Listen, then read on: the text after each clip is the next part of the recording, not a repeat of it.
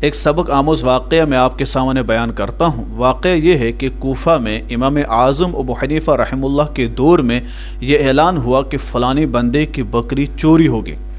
جب یہ بات امام اعظم ابو حنیفہ رحمہ اللہ تک پہنچی تو وہ کسائی کے پاس گئی اور کسائی سے پوچھا کہ مجھے بتائیں کہ بکری کی عمر کتنی ہوتی ہے۔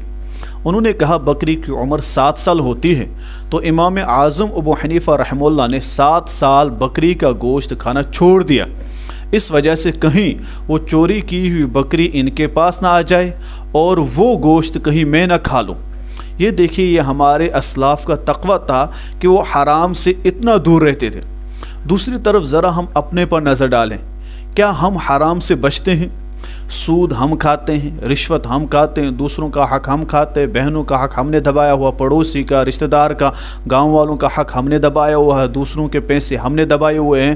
ہر طرف سے ہم لوگوں کے حق کھا رہے ہیں، حرام کھا رہے ہیں۔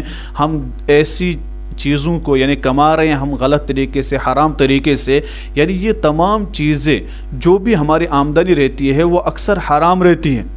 تو ہمیں اپنے آپ پر دیکھنا ہے، اپنے آپ کو دیکھنا ہے۔ ایک طرف تو ہم ہیں جو حرام سے باہر نکل نہیں رہے، اور دوسری طرف وہ لوگ ہیں جو ہمارے اسلاف ہیں، جن کو دیکھ کر ہمیں زندگی گزارنی چاہیے۔